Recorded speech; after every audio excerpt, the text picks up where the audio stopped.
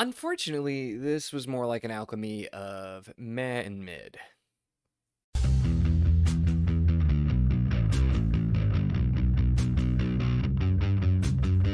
Hello and welcome to my channel. In this video, we're going to be talking about an alchemy of masks and mirrors, and I feel like the intro is slightly too mean, but I thought it was funny, and so I went with it anyway. But this is a book that definitely I found myself a bit underwhelmed with, and fairly middling overall. I think there's some things that it does really well, and then some other things that I just don't think worked quite as well for me.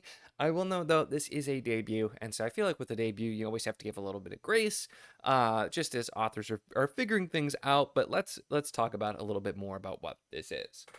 So this is about the Princess Isabel, who is born with a deformity to her hand, and it's referred to as her worm finger, where she basically just has one digit on one of her hands. And she's born into an important family, but to her family's pretty cruel in general. But then she is going to be involved in an arranged marriage with a noble from another country, which is a really big deal for reasons, and gets kind of embroiled in this big political situation where there's potentially going to be war, and she ends up potentially being able to do something about it one way or another, but kind of just setting that up. And this does a lot of things, which we'll talk about. It's one of the things I think it tries to do a little bit too much, but it's setting up this big, sort of political factions and that type of story. But it's also, a lot of this is a sort of a mystery story where someone's trying to kill her, and they're trying to figure out who and what's going on there, as well as figure out what's going on with all of the different factions. It's also, of course, setting up different types of magic and the sky shifts, which we'll talk about too.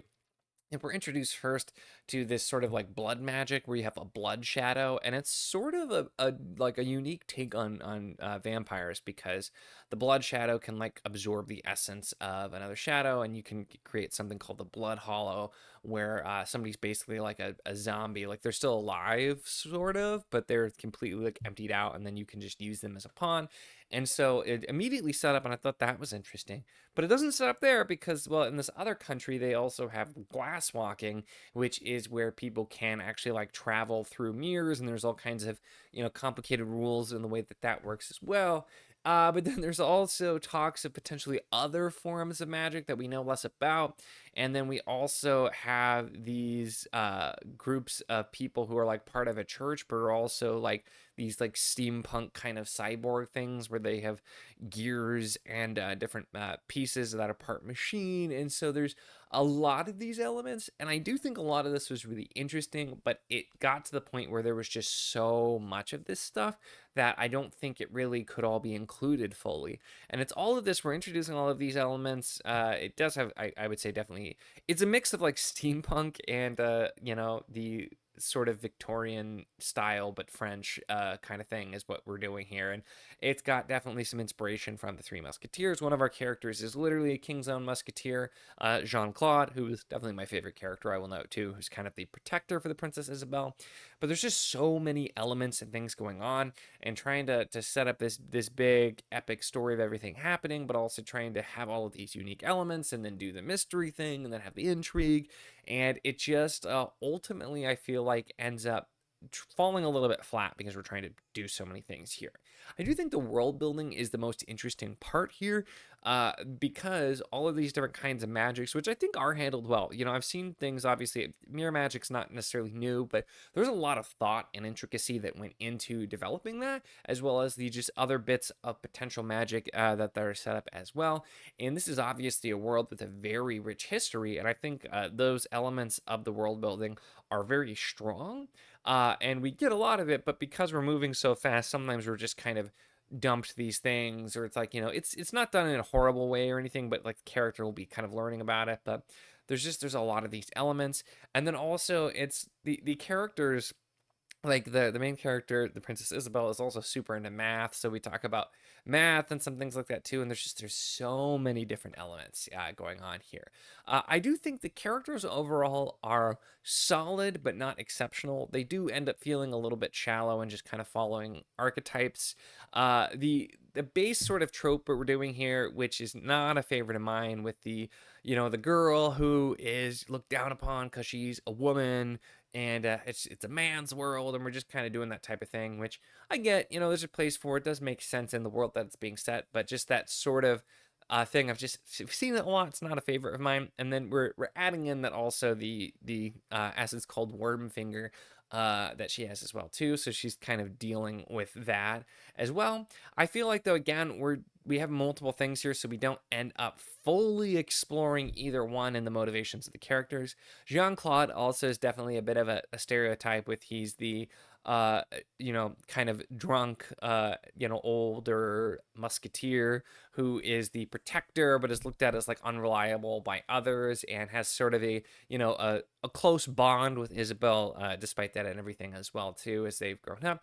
And so I think there's the workings of a lot of stuff here, and there's a lot of potential. But it's again, I think if this would have tried to just maybe introduce some of this stuff a little bit later, like set up the base stuff and then go on. I think that's part of it. I think sometimes that's just learning as you go. It's not super uncommon that you have a debut that tries to do too much, and this felt like this here. Now, I will say the big thing for me is that as I got further in, is we're setting up this big mystery of like who's the actual bad guy, because there's lots of different people, and it's doing like a sort of very over the top type of mystery where you're going around, you're finding out these people have these secrets, and I think again a lot of potential, but it ends up falling a little bit flat, partially because of the reveal of a character's true motivations, being very vague here so as not to spoil, but the reveal of a character's true motivations, I felt like for me ended up kind of just really destroying that character, because you had a character that was set up and it seemed like maybe they were going to be the one who's really behind everything in the mastermind, but then they just get sort of nerfed and being like, no, now they're actually doing a lot of dumb things, and they actually have like way like more pathetic motivations. And so I felt like that could have been a really cool thing the way it was done, and they were set up as potentially being a really interesting character, but we just sort of dropped that and then switched it up toward the end, which I was not a huge fan of. Although I think the mystery elements are probably the most successful as of the story elements with the way that that's handled. It's very much done like a murder mystery, and technically there is somebody who was murdered at the beginning, even though they're not a main character. But it's handled sort of like a murder mystery, and I think some of those elements were fun and worked well. There is a little bit of like the humor and the different pieces here, and I think some of the character decisions toward the end as well, I like the way they were handled a little bit differently than you would expect. Instead of the character doing the obvious thing, they do something that's actually more rational, but something that usually is less likely to happen in this type of story. So I think there's some strength here. There were definitely I was interested at first, but it took me a while to get engaged, and then I felt like as soon as I got really engaged around the halfway point, it ended up still kind of going downhill for me. So I ended up about 3 stars here. I thought this was okay. It has some potential, but I wasn't a massive fan. I do have this whole trilogy in hardcover, so I will probably at least try the second book. I looked at the synopsis of the second book, and I'm not sure. It seems like I might end up still having a lot of problems, because the trigger of what's like happening there and kicking off events seems like it might be a little bit silly, but I think there's enough potential that I'm curious to see. I know this is really popular, and so if you have read the whole thing, let me know. Did you feel kind of similar about the first book, or were you pulled in right away? Because I'm really curious if this is just like, yeah, it starts a little bit rough but then gets better, because I know a lot of people love this, and I went in and was a bit disappointed, I feel like, with just some of those elements not fully coming together. But there's a lot of interesting stuff here too. So definitely let me know in the comments there. Now, the other thing I'll mention is, because the big thing I feel like I hear about this is it's the skyships are such a big deal, and I don't feel like they were really used a whole lot. Like, don't get me wrong, they're relevant, but rarely are they more relevant than just like a ship would be in any fantasy book. Like, it doesn't seem like there's a ton of focus there. It's just more set dressing. And so it ends up coming off as just sort of like another element that's thrown in there. So I don't know. I mean, I think the last book in this is called The Last Uncharted Sky. So I assume that we're going to get more cool skyship stuff later, but it was just another one of those things where the element was there, but I didn't feel like it was really used a ton. And it also just kind of like the idea of the skyships as well, too. I don't feel like there was enough established as to why that's what we're doing, and it made it kind of weird to visualize some of the stuff of what was going on. So it was just another element that I think fell a little bit flat for me overall. Really, those are my thoughts on Alchemy of Masques and Mirrors. So, like I said, I'd love to hear your thoughts about this one. Like I said, I know this is one I haven't heard a ton about, but the people who I know read it, I think really liked it. So I'd be curious to hear from that. Or if you tried it and had similar things or completely different things, definitely let me know in the comments. Make sure to give the video a like if you enjoyed it. Check the links in the description, as always, for the Patreon if you want to support what I do, as well as the Wizard of the Enclave Discord if you want to chat books, whether this book, other books, really anything at all. It's a lot of fun and we'd love to have you.